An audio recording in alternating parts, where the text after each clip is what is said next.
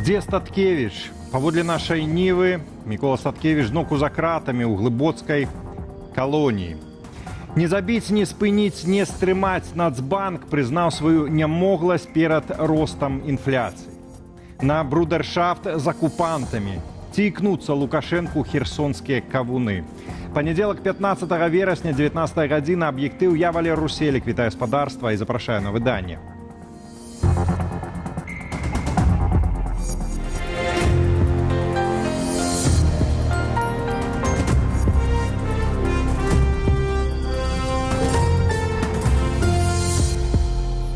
Дзе Мікола Статкевич? Афіцыйна месцазнаходжанне палітыкаў сцяж невядомае. Ужо 4 сотняў.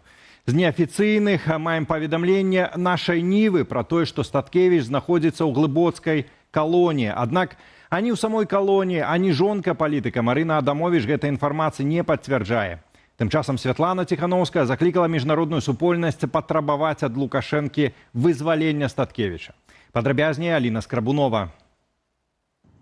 Папраўчая калонія нумар 13, беларуска-літоўская мяжа і зноўку папраўчая калонія нумар 13. Гэтак, на думку Лукашэнкі, выглядае памілаванне. Паводле інфармацыі нашай Нівы, памілаваны Мікола Статкевич пасля адмовы ад прымусовай дэпартацыі знайшоўся не ў дома ў Менску, а ў калоніі ў Глыбокім. У папраўчай калоніі 13 глыбокага адмаўляюцца даваць якую-небудзь інфармацыю пра тое, дзе Мікалай Статкевич. Хаця Мікалай меркаваў, што яго вернуць назад.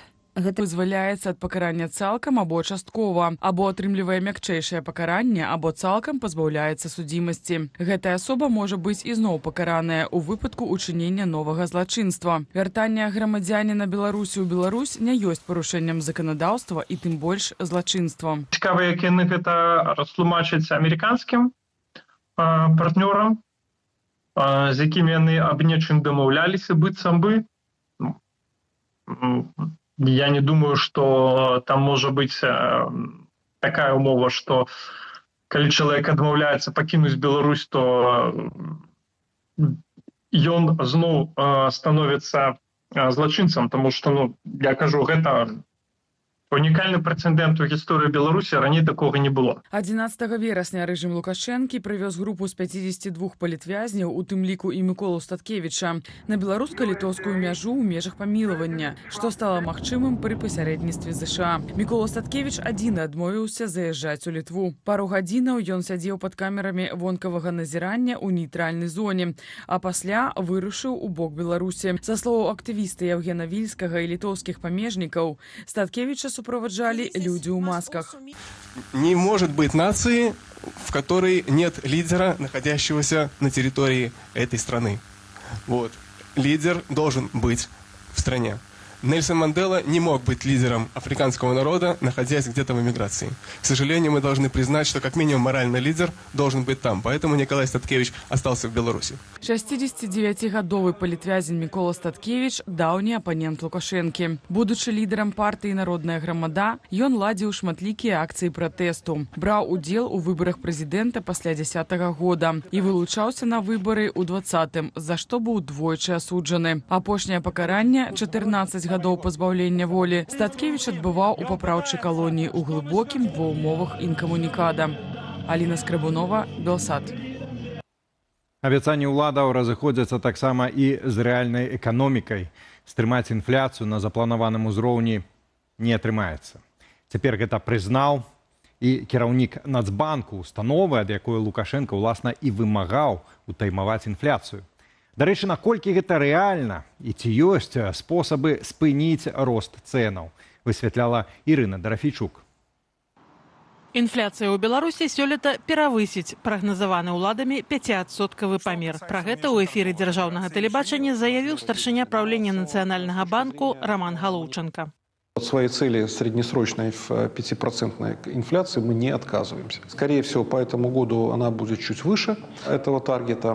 Не будет у нас полностью возможности уложиться в 5%, но еще раз, это будет зависеть от складывающейся ситуации на международных рынках, на ценах импортных. Менавіта рост імпартных цэнаў нароўні з дэфіцытам на рынку працы Роман Галоўченко назваў сярод галоўных прычынаў цяперашняга росту інфляцыі. Яны сваімі словамі пацвярджаюць, што іхная палітыка не вельмі эфектыўная, тому што дэфіцыт на рынку працы гэта што? Гэта вынік таго, што адбыўся адток вялікай колькасці спецыялістаў з рынку. Тых, хто засталіся, ім трэба плаціць больш, таму зарплаты растуць, і таму растуць і цэны. Паводле Белстату, у жніўні цэны выраслі на 7,2% год да года. І гэта сведчыць, што рост інфляцыі крыху запаволіўся. Месяцам раней было 7,4%. Нацбанк змяншэнне інфляцыі растлумачыў сезонным зніжэннем цэнаў на гародніну і садавіну.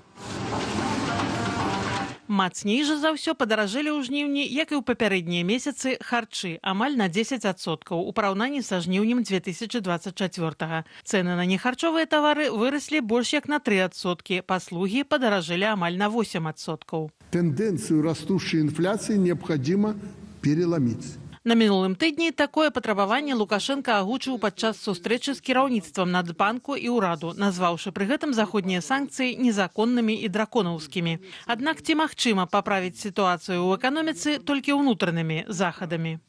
Трэба змяняць эканамічную палітыку, але і палітыку сваю міжнародную ў плане удзелу ў расійскай агрэсіі супраць Украіны, у плане становішча з правамі чалавека ўнутры Беларусі. Усё гэта завязана на вось гэтыя палітычныя фактары, якія трэба змяняць, таму што эканамічныя інтарэсы Беларусі яны дыктуюць менавіта такую змену палітыкі. У цяперашніх жа умовах, згодна з прагнозамі незалежных аналітыкаў, паводле вынікаў года інфляцыя можа скласці ад 7 до 9%. Ірына Дарафейчук, Белсат. Купюры замежных валютаў з цвіллю могуць пачаць прымаць для абмену без камісій. Пра гэта заявіў кіраўнік Нацбанку Роман Галоўченко. З ягоных словаў, фінансавы рэгулятар замовіў адмысловае даследаванне ў Нацыянальнай акадэміі навук. Паводле папярэдніх высноваў навукоўцаў, цвіль і грыбкі, якія папросту свецяцца пад ультрафіялетам, не шкодзяць паперы. Таму такія дэфекты не могуць быць перашкодаю для прыёму купюраў у абменніках. Цяпер Нацбанк хоча ўвесці гэта ў інструкцыю для абмену валютаў. Сёлета ў тык-току пачалі распаўсюджвацца відэа, у якіх беларусы скардзіліся, што банкі адмаўляюцца прымаць старыя долары і еўры, бо на іх пад ультрафіялетам заўважныя плямы цвілі. Здаць такія купюры можна толькі з 10% камісіяй. Раней Галоўченко апраўдваў гэткія захады банкаў санкцыямі, праз якія немагчыма абменьваць наяўныя долары і еўры на новыя.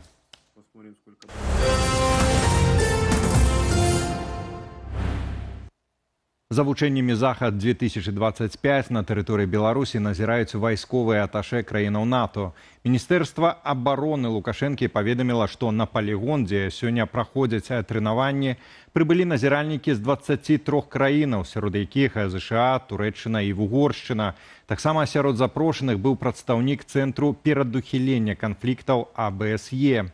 Усіх замежнікаў паабяцалі не толькі дапусціць да назірання за вучэннямі, але і даць магчымасць паразмаўляць з вайскоўцамі. Міністр абароны Віктор Хрэнін асабіста павітаў амерыканскага аташэ і папрасіў таго даць аб'ектыўную ацэнку вучэнням. Акрамя таго, на палігон прыбылі больш за 150 журналістаў, у тым ліку еўрапейскіх і брытанскіх медыяў. Сёння чацвёрты дзень вучэнняў. Беларускія і расійскія вайскоўцы трэнаваліся наносіць паразу непрыяцелю, у тым ліку з дапамогою FPV-дронаў. З афіцыйнай інфармацыі, заўтра апошні дзень захаду 2025. Польша і Кітай абмеркавалі закрыццё польска-беларускай мяжы. Гэта адбылося падчас візіту ў Варшаву міністра замежных справаў КНР Ван І. Кіраўнік польска МЗС Радослаў Сікорскі паінфармаваў кітайскага калегу, што прычынай закрыцця сталі гібрыдныя атакі з беларускага боку. Дэталі журналістам распавёў прэс-сакратар вонкава-палітычнага ведамства Польшчы Павел Вронскі.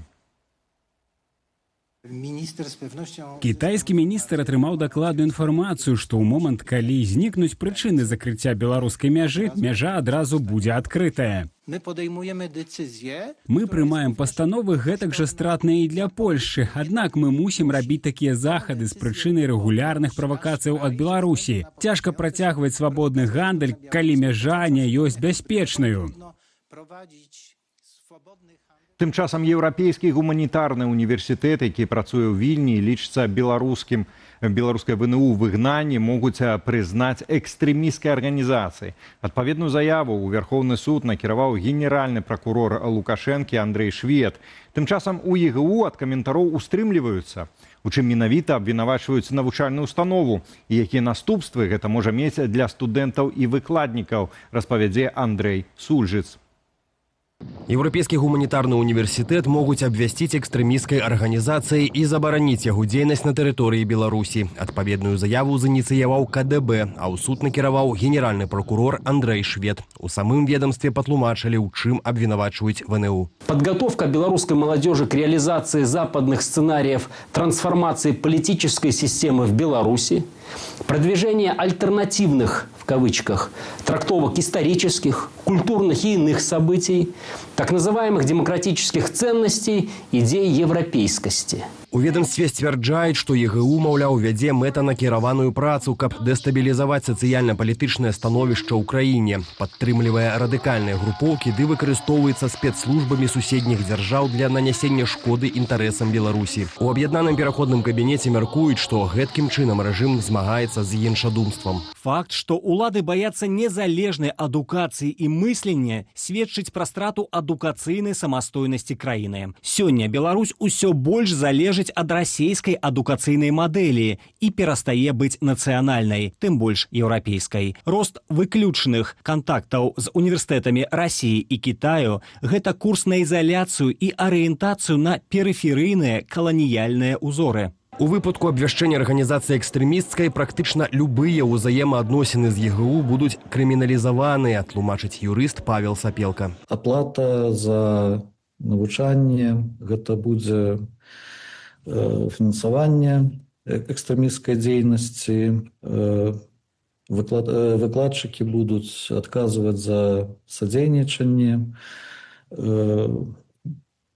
мабыць, студэнты таксама будуць прыцягвацца к адказнасці за садзейнічанне. Статус экстрэмісцкай арганізацыі, якім могуць надзяліць ЕГУ, лягчэйшы за статус экстрэмісцкага фармавання і не прадугледжвае пераследу асобаў, якія раней мелі стасункі з установай. Таму былым выпускнікам у тэорыі няма чаго засцерагацца. Аднак могуць быць нюансы. Будзе залежаць вельмі ад таго, як будзе сфармуляванае рашэнне пра прызнанне экстрэмісцкай арганізацыі, з якога тэрміну ЕГУ пачаў гэтую экстрэмісцкую дзейнасць. Еўрапейскі гуманітарны універсітэт заснаваны ў Менску ў 1992 годзе, аднак пасля закрыцця ў 2004 аднавіў працу ў Вільні. ЕГУ – адна з галоўных адукацыйных пляцовак для беларусаў, якія хочуць атрымаць еўрапейскую адукацыю. У ім вучацца больш як 1000 студэнтаў, пераважна беларусаў. Андрэй Сульжыц, Белсат.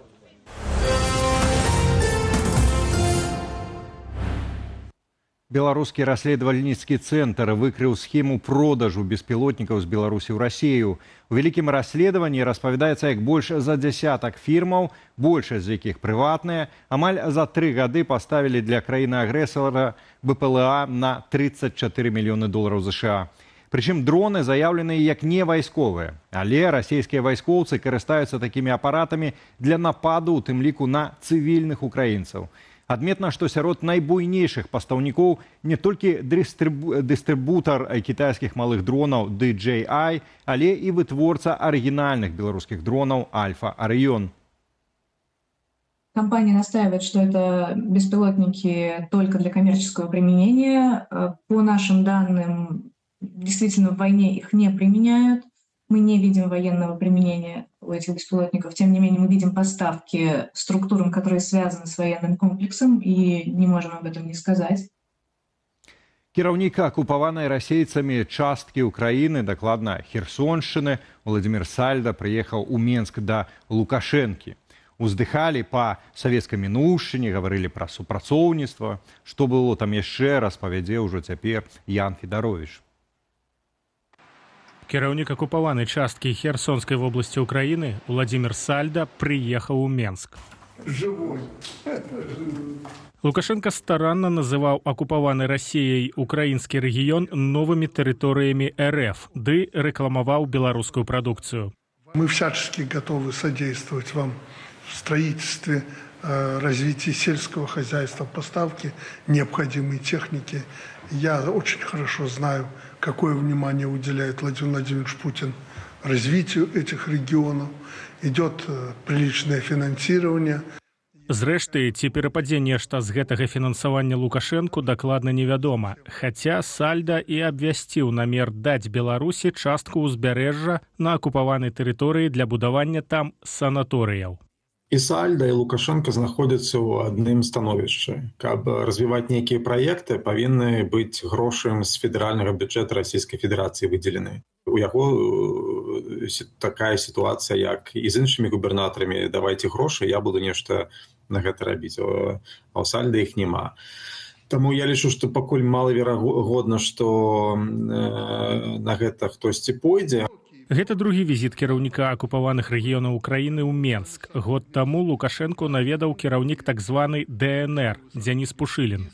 Лукашенко разумее вельмі добра, што ад яго гэта патрабуецца, што гэта, в прынцыпе, яго абавязак, і што калі ён хоча працягваць атрымліваць расійскую падтрымку, ён павінен гуляць па правілах Крамля, і гэта таксама у сябе ўключае і де юре і де факто прызнання акупаваных тэрыторый як Расійскай Федэрацыі. Што да канкрэтных вынікаў сустрэчы, якіх так любіць патрабаваць Лукашенка ад сваіх чыноўнікаў, то іх бакі не агучылі. Ян Федарович, Белсат. Ну што ж, в аб'ектыве на сёння ўсё. Болей навінаў у нашым тэлеграм-канале, на які вы можете перайсці праз QR-код на вашых экранах. Ну, інфармацыйны вечар, вядома ж, працягваецца. Спадарства чакае студыя Белсат, якую мы правядзем разам з Віталём Бабіным. Дарэчы, Віталь, у мяне да цябе адразу пытанне. Мы звычайна самыя, як журналісты, пытаем экспертаў, а сваё меркаванне так, ну, неяк хаваем. Гэтыя апошнія дні ты асвятляў все вось гэтай падзеі апошнія ў Беларусі, вакол Беларусі. Як у цябе асабіста адчуванне? Усяляюць нейкую надзею на змену да лепшага, альбо трывог застаецца? Мне падаецца, што надзея заўсёды застаецца, больш за тое, што ёсць сведчанні пра хуткае вызваленне наступнай хвалі, наступнай колькасці палітычных зняволеных, таму абавязкова будзем сачыць за гэтымі падзеямі ў нашым эфіры. Ну а сёння мы, канешне, задаемся галоўным пытаннем. Дзе Мікола Статкевіч? Гэтае пытанне задаюць беларусы ў сацыяльных сетках. І, дарэчы, жонка палітыка Марына Адамович распіла некаторыя падрабязнасці, і мы у тым ліку задаемся сёння пытаннем, калі ў Менску чакаць Дональда Трампа. Ну што ж, на ўсе гэтыя пытанні будзем адказваць, спадарства. Ужо цяпер не пераключайцеся. Пачынаем студыю Белсат.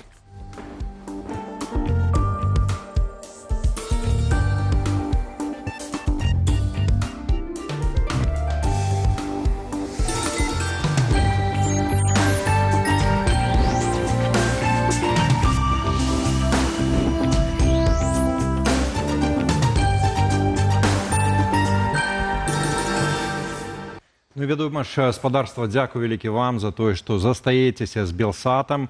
Асаблівая падзяка нашым гледачам, глядачкам, якія знаходзяцца ў Беларусі. Адмыслова для вас мы распрацавалі і адмысловую такую інструкцыю, як глядзець Белсат бяспечна. Калі ласка, яна заўсёды знаходзіцца ў нас в апісанні да стрыму. Пад нашымі відэа заходзьце, пільнуйцеся, беражыце сябе, сваіх блізкіх. Ну і таксама ўсіх традыцыйна заклікаем далучацца, хто глядзіць нас у інтэрнэце, далучацца да нашага стрым-галасавання, да каментавання падзеяў у чаце.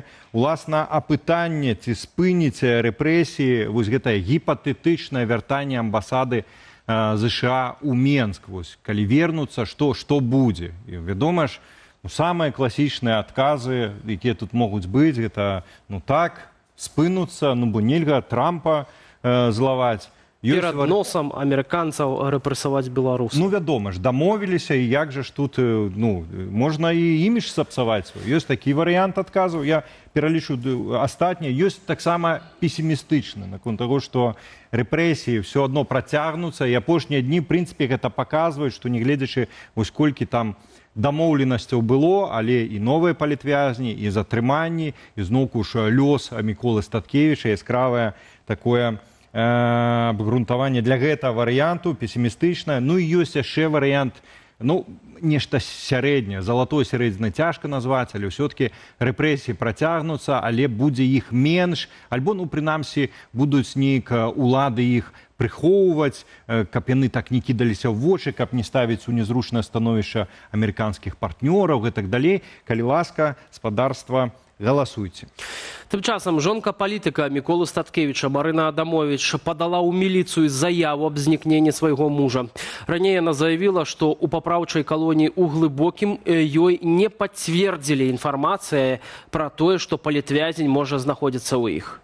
Я нагадаю, што раней выданне «Наша Ніва» са спасылкаю на сваю надзейную крыніцу паведаміла, што Мікола Статкевіч, якое разам з іншымі вязнямі вызвалілі, калі гэтак можна сказаць, 11 верасня, нібыта знайшоўся ў калоніі ў Глыбокім, там жа, дзе ён знаходзіўся і раней. І, дарэчы, паводле сведкаў, 69-гадовы Статкевіч падчас вось гэтай дэпартацыі, выкідвання з Беларусі ў нейтральнай зоне літаральна выбіў нагою дзверы аўтобуса, выйшаў, адмовіўшыся пакінуць родную краіну. Апошнія 2,5 гады ён правёў у рэжыме поўнай ізаляцыі ў калоніі якраз-такі Глыбокага, без ліставання, без кантактаў, нават з роднымі. Падчас знаходжання на мяжы Статкевіч здолеў паразмаўляць па тэлефоне з жонкаю.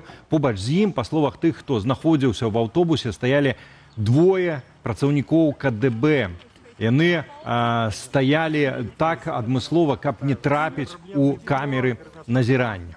Мікола Статкевіч, адзін з найбольш вядомых беларускіх апазіцыйных дзеячаў, з сярэдзіны 90-х гадоў актыўна займаўся палітыкай, арганізоўваў акцыі пратэсту, неаднаразова быў арыштаваны. У 2010 годзе быў кандыдатам на прэзідэнцкіх выбарах, а пасля удзелу у акцыі 19 снежня атрымаў 6 гадоў калоніі. Вызвалілі яго ў 2015, аднак ужо ў 2020 годзе ён зноў быў арыштаваны і асуджаны гэтым разам на 14 гадоў асобага рэжыму.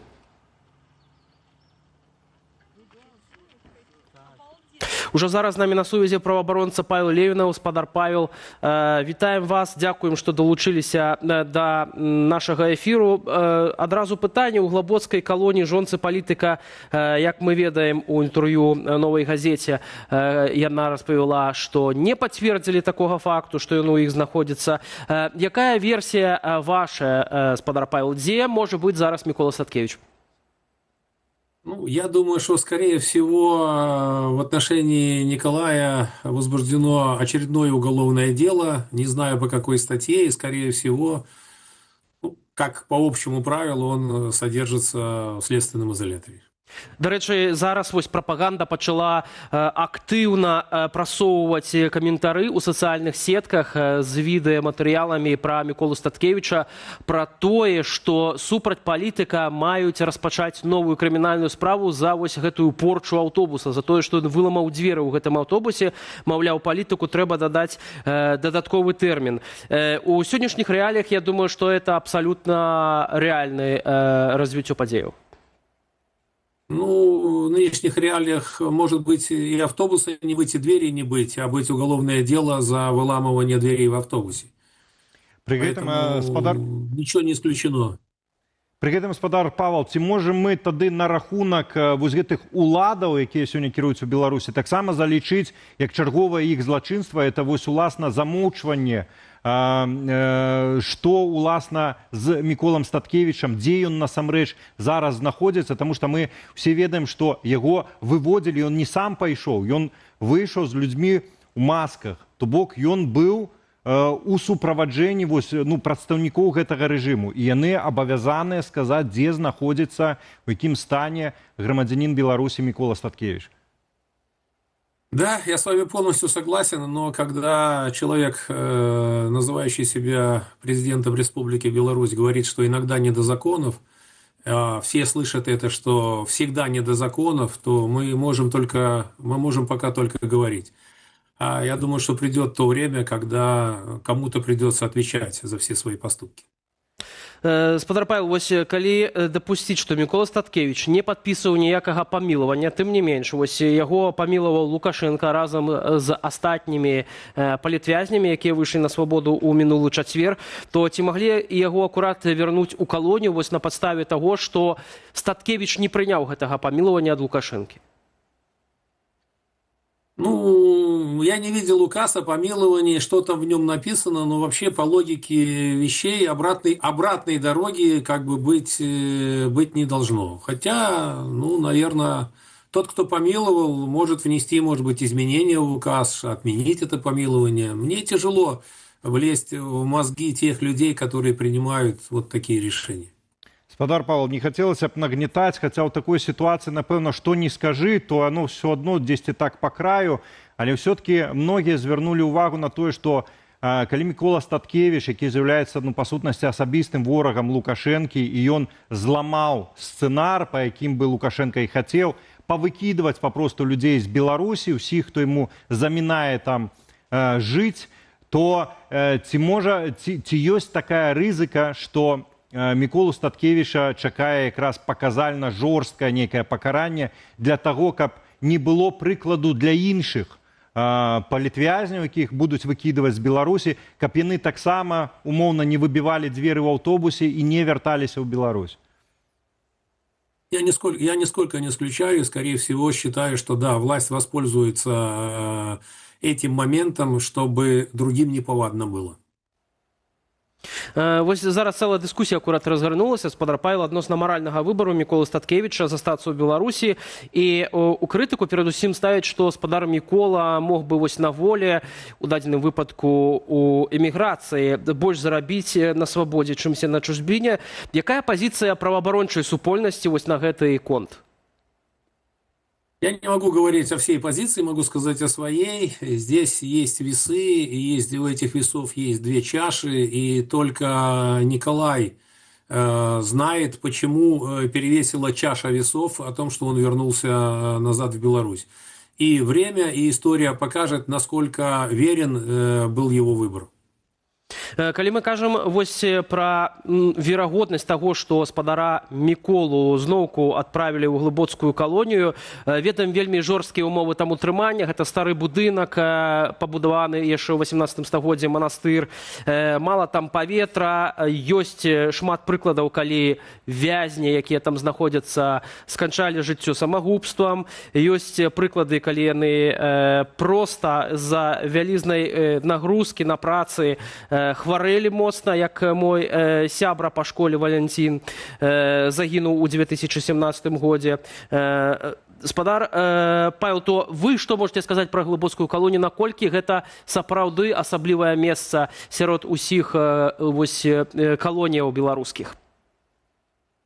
Вы знаете, это, если так сравнивать с советской властью, то это какие-то вот такие соловки, да, где ну, людей, которые там находятся, не считают за людей, вот, и, ну, будем говорить, относятся к ним не по-человечески, жестко, на грани применения пыток, а возможно даже это можно расценить как и пытки, если человек находится в режиме инкоммуникада, вот, если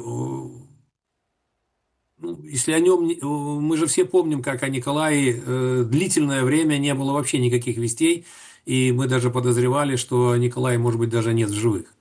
Вот, поэтому это одна из таких овлаковских колоний в Беларуси. Ну і сапраўды, там досыць вялікая колькасць вязняў знаходзіцца асуджаных па сумна вядомым 328 артыкуле крымінальнага кодекса. У 2014 годзе Александр Лукашенко ставіў задачу тады перад Міністэрствам унутраных справаў. Трэба для іх зрабіць невыносную умову, каб яны смерці прасілі. Гэта ён казаў пра людзей, якія асуджаны па наркатычных артыкулах. Што ж казаць пра палітычна матываваныя артыкулы? Прыкладна такое ж стаўлена, а можа быть нават яшчэ горшае, спадар Павел? Ну, оно еще хуже отношение к политическим. Вот те люди, которые выходили освобождаясь по сроку, либо выходили вот таким образом, каким они выходят сейчас, да, они рассказывают про условия содержания и про отношение к ним по отношению к другим лицам, совершившим преступление. И это, конечно, отношение намного жестче.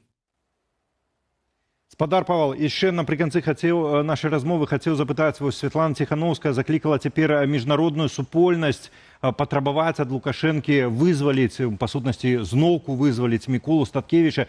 Ці ёсць у дадзенай сітуацыі сэнс звярнуцца непасрэдна да адміністрацыі прэзідэнта ЗША пра тое, ну, па сутнасці мы ж маем справу з угодай, нейкай сделкай, вот там палітвязні на запчасткі для Белаві, для расійскіх самалётаў.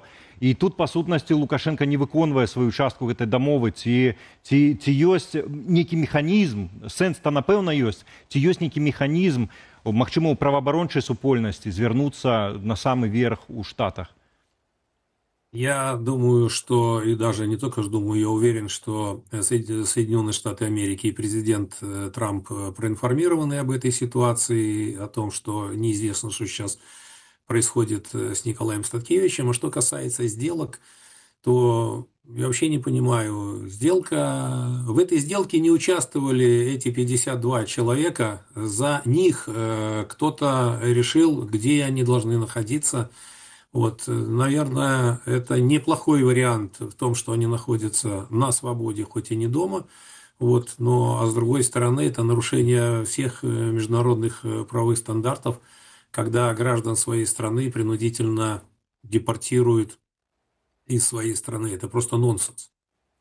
У такой ситуации ці можна прасіць неяк уплываць на пазіцыю амерыканскага боку, каб яны ў наступных сделках з рэжымам Лукашэнкам настойвалі на тым, каб у людзей все-таки быў выбар заставацца ў Беларусі і пры гэтым не цярпець на новыя рэпрэсіі альбо выязджаць, але каб у іх быў выбар.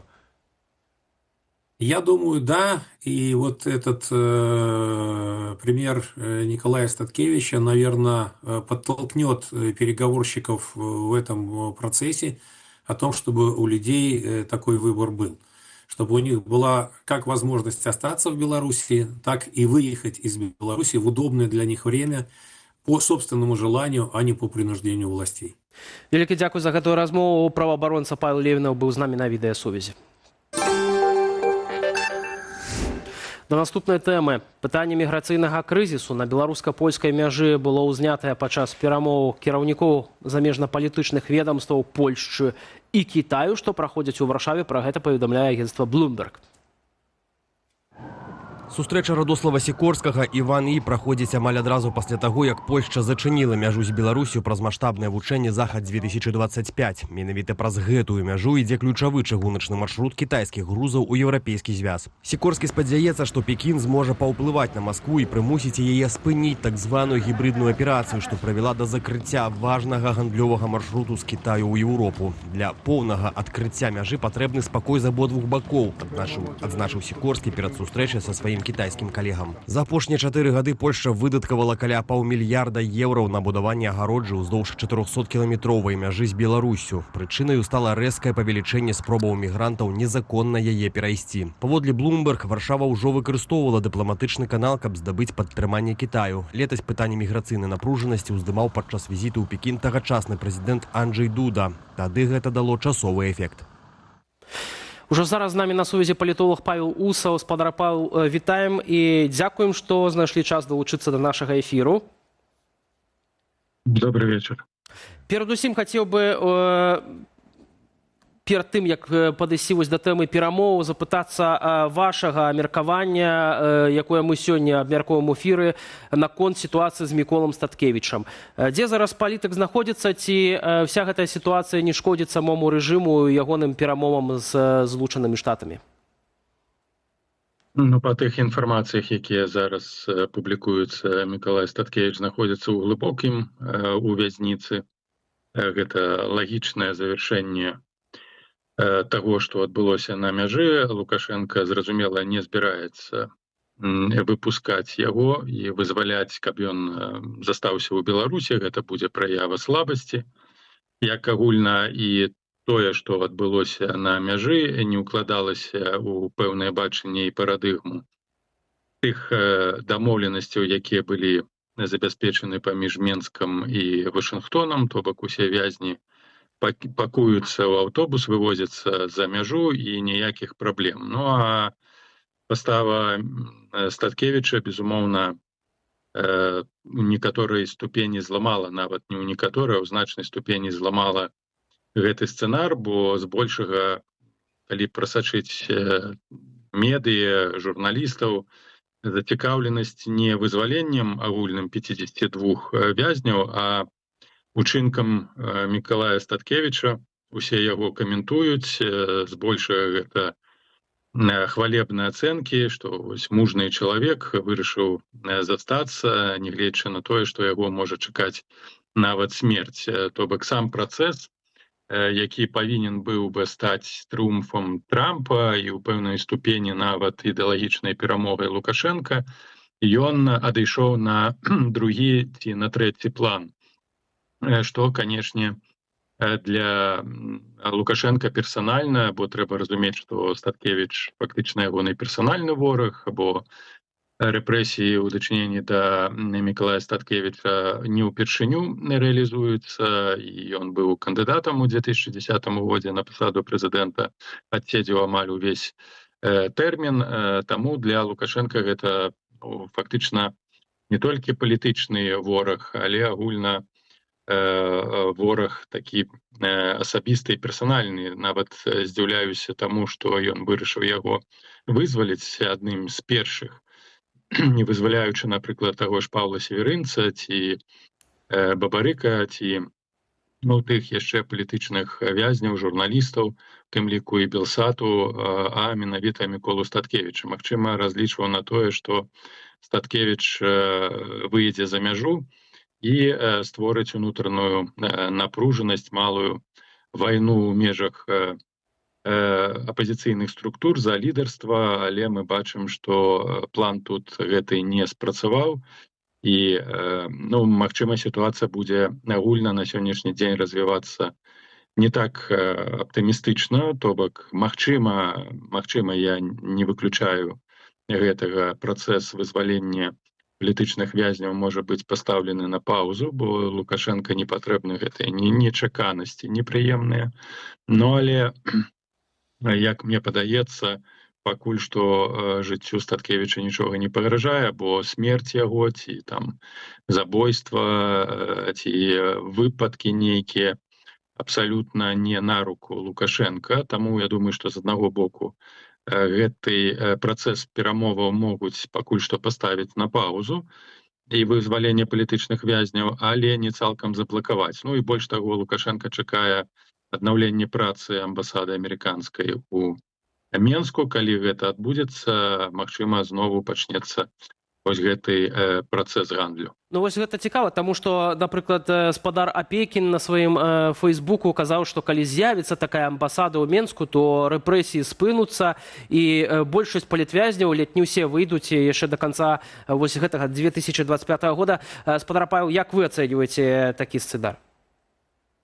Па-першае, рэпрэсіі ўжо не спыняцца, яны будуць працягвацца ў тых самых маштабах, у якіх мы іх сёння назіраем, бо пагрозы рэальныя для рэжыму Лукашенка нікуды не дзеліся. Гэтая пагроза нават не ў апазіцыі самой, а менавіта ў грамадстве. Як бы Лукашенка не хацеў знову дасягнуць нейкага новага палітычнага кантракту і дабіцца лаяльнасці з боку насельніцтва, ён яе дабіваецца выключна рэпрэсіямі. Як толькі зменшыцца ціск, то сітуацыя можа стаць абсалютна непрагназавальнай і непрадказальнай. Тым больш, што азначае спыненне рэпрэсій. Спыненне рэпрэсій азначае у тым ліку адбудаванне ці стварэнне умоваў для функцыянавання нейкіх грамадскіх арганізацый, а-ля квазідэмакратычных ці дэмакратычных, чаго таксама не адбудзецца, бо Лукашенка зараз рыхтуецца да кампаніі 30-го году, хутчэй за ўсё да працэсу транзіту,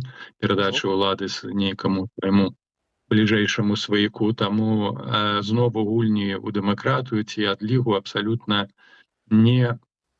супадаюць з інтарэсамі Лукашенка і немагчыма. Ну і тым больш тут не трэба забываць, што Беларусь знаходзіцца ў палітычнай таталітарнай прасторы Расіі, і значныя працэсы, якія адбываюцца ў Беларусі, залежаць ад агульных падыходаў Расіі, у тым ліку і да Беларусі. Мы бачым інтэграцыю і выцягванне Беларусі ў расійскія стратэгічныя праекты, таму не думаю, што і нават больш упэўнены, што ніякай адлігі не будзе. Што тычыцца вызвалення ўсіх, не думаю, што гэта таксама магчыма, бо амбасада амбасадай, за гэта Лукашенко можа яшчэ заплаціць, прабачце за такое цынічнае слово, яшчэ там вызваленнем 50 чалавек, але важна для яго не столькі вяртанне амбасады, колькі далейшы працэс адмены санкцый, бо гэта асноўная умова стабілізацыі гаспадаркі і эканамічнай сістэмы, то бок Беларусь калій, магчыма, нейкія нафтаперапрацоўчыя заводы,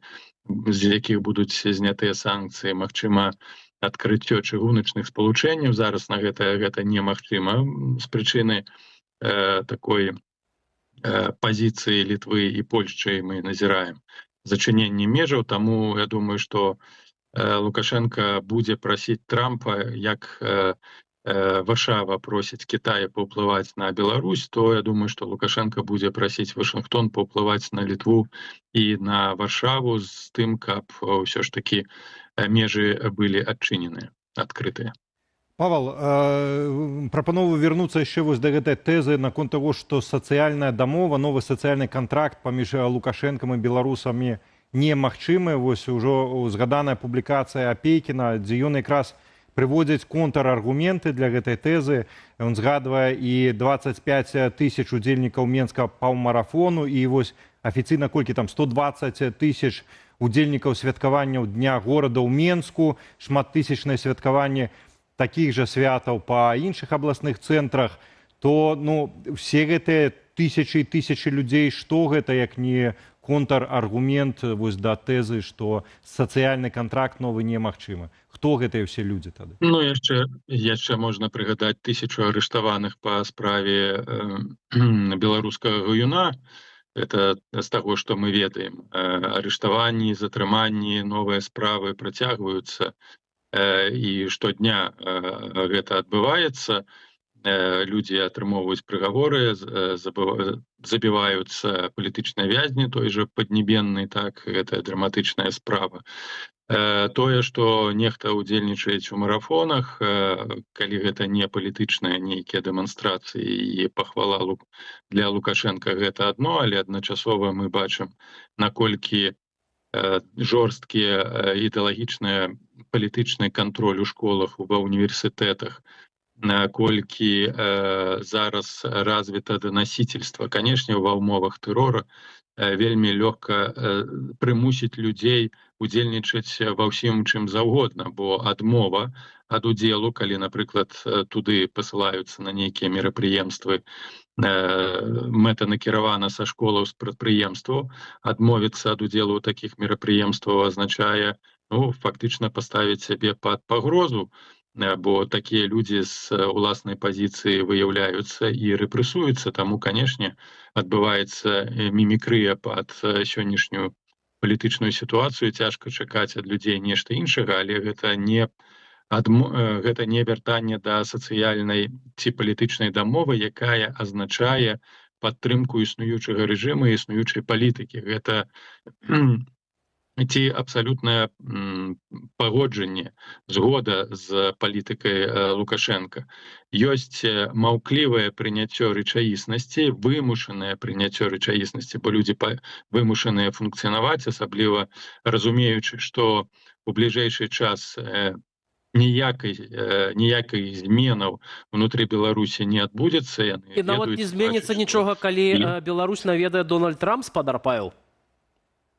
Нічога не зменіцца. Я не думаю, што ён, не выключаю гэтага, не думаю, што гэта адбудзецца ў бліжэйшы час. Невядома мэта такога візіта, хаця, канешне, сітуацыя непрадказальная. Яшчэ раз падкрэслю, для Лукашенка вельмі важна захаваць унутраную стабільнасць і не справакаваць новы крызіс. адліга, вяртанне нейкіх інстытуцый у Беларусі абавязкова можа справакаваць крызіс у 30-м годзе, які ўжо сістэма не вытрымае. Усе гэта разумеюць. І зараз настолькі гайкі закручаны, што мы знайшліся, калі параўноўваць з Савецкім Саюзам, у перыяд неосталінізацыі за часоў Брежнева і яшчэ большага кантроля за часоў Андропова. І ось гэтая адліга, з якой мы сутыкнуліся ў савецкія часы, была магчыма толькі з прыходам да ўлады Гарбачова пасля 2 гадоў з моманту смерці Андропова в 85-м годзе, і толькі змена галавы дзяржавы спрычынілася да адлігі. Лукашенко ўжо да гэтай сітуацыі не вернецца. Таму, канешне, кожны мае права на сваё меркаванне, але я сыходжу перш за ўсё з разумення ацэнкі прыярытэтаў для Лукашенка і для сістэмы. Ён у гэтых умовах на сённяшніх, якія склаліся ў Беларусі, адчувае сябе значна больш камфортна, чым і адчуваецца гэта, чым гэта было да 20-го году. Тым больш, што для сістэмы, якая ўвесь час вымушана мабілізавацца для выкрыцця ўнутраных пагроз, неабходнасць кантраляваць знову працэс з'яўлення нейкіх арганізацый, актыўнасці, а гэта ж все роўна трэба кантраляваць. Это велізарныя затраты, перш за ўсё і псіхалагічныя, і перш за ўсё эканамічныя. Ну, яшчэ раз падкрэслю, што азначае адліга. Адліга азначае, што гэтае, калі мы вось бярэм гэтае слово, азначае, што людзей не будуць выкідаць за межы, а яны застануцца ў Беларусі. Якраз такі мы назіраем абсалютна адваротны працэс. Людзей будуць выкідаць, будуць змушаць да выезду, нават тых, хто там быў адпушчаны не па дамоўленасцях, будуць для іх ствараць такія умовы, калі яны не знойдуць працы, калі іх будуць данімаць, тэлефанаваць, это псіхалагічны ціск, і людзі будуць вымушаны выехаць. А тыя, хто вяртаюцца, мы назіраем... А праблему з эканомікай у выніку будуць вырашаць пакістанцамі. Дзякуй вялікі за гэтую размову. Павел Усаў, палітолог, у нашым эфіры быў. Дзякуй вялікі. Спадарства, настаў час рэгіянальным навінам у нашым эфіры. І пачнем з горада Іванова. Там укладанне асфальту на вуліцы Пятра Клімука выклікала гарачыя дыскусіі сярод мясцовых жыхароў.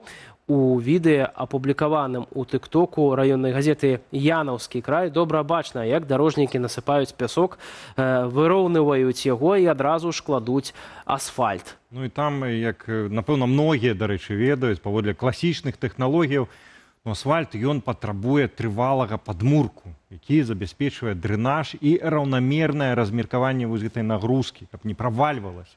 Пясок жа пад вагою транспарту якраз хутка прасядзе і пакрыццё можа хутка разбурыцца.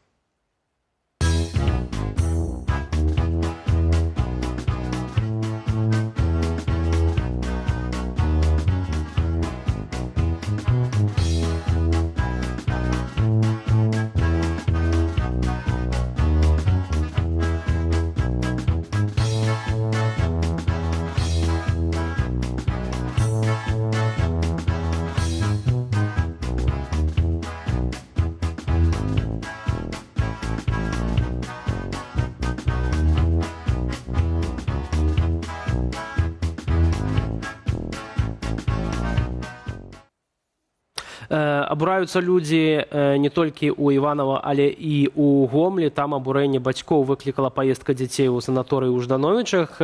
Бацькі былі шакаваныя, калі ўбачылі транспарт, на якім трэба было ехаць іхным дзецям.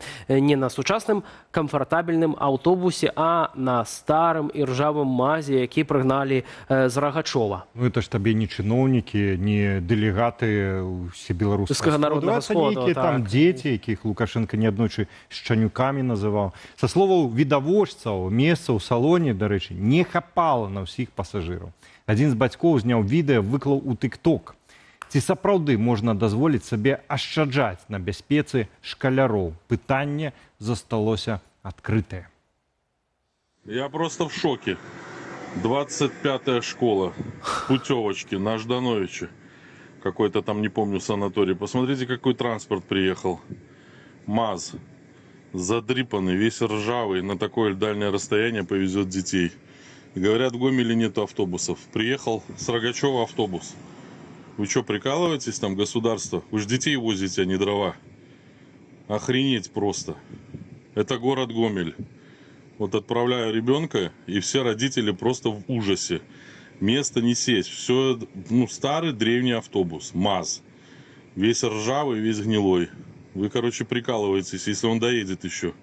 Будем на контроле. Не доедет, будем точно писать жалобы. Тым часам у самой Гомельскай вобласці падводзяць вынікі сёлетняй бітвы за ўраджай. Пакуль вяскоўцы змагаюцца на палетках, міліцыя збірае ўраджай пратаколаў і крымінальных справаў. О, там-то дажынкі будуць дажынкі. Паводле праваахоўнікаў, дажаць там трэба. Паводле праваахоўнікаў, толькі за час уборкі было затрымана 87 чалавек, якія, бачыце, прыйшлі на працу п'яныя. В Гомельской области подвели итоги уборочной. В отчете милиции 87 пьяных на работе, 58 краж и 11 уголовных дел. На фото из отчета пустые бутылки на территории колхозов, полуразрушенные фермы и ржавая техника. А это только промежуточные итоги. Кампания еще не завершена. И, судя по отчетам, колхозные традиции остаются неизменными. Дэзінфармацыя сёння выкарыстоўваецца як зброя, яна ўплывае на стаўленне да вайны ва ўкраіне, да еўрапейскага звязу і нават і да суседзяў. Прапагандысцкія наратывы будуюцца на мясцовых страхах і комплексах, а сучасныя тэхналогіі робяць іх яшчэ больш пераканаўчымі. Дык чаму ж адукацыя і крытычнае мысленне галоўная абарона ад маніпуляцыі? Пра гэта інтэрв'ю корэспандэнта Алеся Сіліча з Кітам Кайлі, экспертам інстытуту Гейт у Софіі. Спадару Кайлі, як Кремль выкарыстоўвае дэзінфармацыю і прапаганду, каб фармаваць грамадскае ўспрыманне вайны ва ўкраіне і, напрыклад, украінскіх уцекачоў. Якія асноўныя сродкі гэтага? Я не ўпэўнены, што магу дакладна сказаць, што робіць Кремль. Што я магу сказаць? Дык гэта тое, што мы знаходзім у асяроддзі. Мы маніторым інфармацыю, якую бачым у балгарскім інфармацыйным асяроддзі вакол пэўных тэмаў, і гэта сапраўды залежыць ад тэмы і лакальнага кантэксту. Напрыклад, калі мы глядзім на наратывы пра далучэнне Балгарыі да еўразоны, мы бачым шмат рэчаў вакол эканамічнага суверэнітэту, масавых канспірацыяў, пра тое, што эліты еўрапейскага звязу хочуць падарваць балгарскую ідэнтычнасць, нацыянальную годнасць, балгарскія прадукты і падобныя рэчы. І водгук такіх наратываў, незалежна ад таго, адкуль яны прыходзяць, а несумненна частка ідзе з Крамля, тлумачыцца тым, што яны трапляюць ва ўжо існыя трывогі ў грамадстве. І гэта мы бачым у розных тэмах па-рознаму, але з некаторымі агульнымі рысамі. Якія сродкі, на вашу думку, самыя эфектыўныя ў барацьбе з прапагандай і дэзінфармацыяй? Іх шмат, і тут у інстытуце Гейт мы сканцэнтраваныя на некалькіх, а не адным, бо гэта шматгранная праблема, якая патрабуе міждысцыплінарнага падыходу. Напрыклад, тое, пра што я толькі што казаў. Традыцыйна мы разумеем гэты феномен праз падзел на міс і дэзінфармацыю. І гэта звязана на вызначэнне намеру. Ці маю я, ці вы намеры распаўсюджваць ілжывую або зманлівую інфармацыю. Гэта праблематычна ўжо спачатку, бо когніцыя так не працуе. Когніцыя не бінарная. Гэта не ёсць намер, ці няма намеру. Ёсць мноства фактараў у нашым когнітыўным функцыянаванні, якія прыводзяць да таго, што вы дзеліцеся або не дзеліцеся, верыце або не верыце. Таму я думаю, гэта адзін з базавых пунктаў, на якія трэба глядзець. Як мы апрацоўваем інфармацыю ў сучасным інфармацыйным асяроддзі, як пэўная адаптаваная інфармацыя запускае когнітыўныя працэсы, эмацыйныя, культурныя, гістарычныя ўхілы, якія мы пабудавалі на працягу жыцця. Гэта ключавое, і я не думаю, што тут яшчэ зроблена дастаткова працы. Найбольш важная для мяне адукацыя. Я думаю, гэта доўгатэрміновая барацьба. Гэта не нешта, для чаго мы можам распрацаваць інструмент, і ўсё будзе вырашана. Усе інструменты, над якімі мы працуем тут, важныя, яны спрыяць развіццю устойлівасці і дапамагаюць людзям мець здольнасць быць устойлівымі. Але я думаю, мы мусім канцэнтравацца на тым, каб даваць людзям агентнасць. Не казаць людзям, што праўда, што хлусня, а даваць ім інструменты і механізмы і ўзбраіць краіне, каб яны маглі когнітыўна абараняць сябе і быць устойлівымі да такіх кампаніяў, бо яны не знікнуць, яны будуць працягвацца. Таму, на мой погляд, гэта і ёсць важныя кірункі. І думаю, гэта рэчы, навыкі, якія мы павінны пераасэнсаваць у выніку масавых зменаў тэхналагічнай рэвалюцыі. Гэта выглядае натуральна, што мы павінны пераглядзець, як мы сябе адукоўваем і якія навыкі важныя. Ці знаёмая вы з сітуацыяй у Беларусі ў кантэксце дэзінфармацыі ды прапаганды і што вы пра гэта думаеце? На жаль, я не валодаю такім узроўнем знаёмства з беларускай сітуацыяй, каб добра каментаваць. Я мог бы паспрабаваць блефаваць, але не хачу гэтага рабіць. Я разумею агульную дынаміку, і калі гэта падобна да таго, што мы бачым у іншых краінах цэнтральнай і ўсходняй Еўропы, я мяркую, гэта давольна відавочна, адкрыта і эмацыйна зараджана. Выкарыстоўваюцца падобныя наратывы пра нацыянальную ідэнтычнасць, чужынцаў, мы супраць іх, супраць захаду. Расія, маўляў, наш ратавальнік. Я маю на ўвазе, што гэта вельмі распаўсюджана, так? Калі ёсць нешта больш, вы можаце мне сказаць, але гэтыя тыпы рэчаў сапраўды цікава, у іх асабліва апошнім часам тое, што яны бяруць легітымныя пункты для абмеркавання. Напрыклад, вы можаце крытыкаваць еўрапейскі звяз, тое, як ён працуе. Вы можаце крытыкаваць тое, як ён пабудаваны, вы можаце абмяркоўваць дэмакратычнае прадстаўніцтва ў еўрапейскім звязе. І гэта ўсё нармальна. І калі мы развіваем навыкі крытычнага мыслення як здольнасць распазнаваць лагічныя памылкі, на якіх трымаецца шмат гэтых наратываў, тады мы лепш здольны супрацьдзеяць ім не праз масавыя кампаніі, а індывідуальную агентнасць, на мой погляд. Так што я не надта добра ведаю сітуацыю ў Беларусі. Тыпы маніпуляцыяў падобныя, тыпы стратэгіяў падобныя, але, напэўна, крыху больш экстрэмальныя, як тое, што мы можам бачыць, напрыклад, у Угоршчыне. Давайте возьмем пару конкретных прыкладаў. Мы, журналісты, тут, каб асвятляць вайсковыя вучэнні НАТО, пераважна абарончыя. Адначасова з гэтым у Беларусі адбываюцца вайсковыя вучэнні Захад-2025 з удзелам беларускай арміі і, вядома, расейскай. І ў гэтыя дні, напрыклад, межы паміж Польшай і Беларусю цалкам закрытыя. Беларуская прапаганда, дзяржаўныя СМІ спрабуюць пераканаць беларусаў, што за гэта ўсё адказная Польша, а не Беларусь. Беларускае кіраўніцтва кажа, маўляў, я, не я і хата не мая. Што вы пра гэта ўсё думаеце? Гэта зноў прыклад таго, пра што мы гаварылі хвіліну таму, а менавіта здольнасць лакалізаваць наратывы такім чынам, каб яны рэзанавалі ў нейкай форме. Таму маё пытанне з улікам таго, што я не знаёмы з сітуацыяй. Як гэта можа быць зроблена? Як яны могуць прымусіць беларусаў паверыць, што праблема ў Польшчы? Гэта цікавая дынаміка для мяне, бо калі вы прэзентуеце мне гэта рацыянальна і скажаце, вось што адбываецца, я спытаю, чаму хтосьці будзе верыць у гэта, бо ў мяне няма кантэксту. Але, безумоўна, ёсць нешта, на чым яны гэта будуюць, што рэзануе лакальна з нейкім пачуццём адносна Польшчы ў памежным рэгіёне. Я меркаваў бы, напрыклад, або з нейкім прарасійскімі настроямі ў гэтым рэгіёне. Вы можаце мне сказаць, але там абавязкова павінна быць нешта, на што гэты наратыў скіраваны, каб рэзанаваць, бо без гэтага ён не працаваў бы, не быў бы прыняты. Дык што гэта? Гэта ідэя пра тое, што НАТО паводзіць сябе пэўным чынам, ці гэта аб'яднанне крытыкі, стратэгіі ці метадаў НАТО, ці нешта яшчэ больш лакальнае.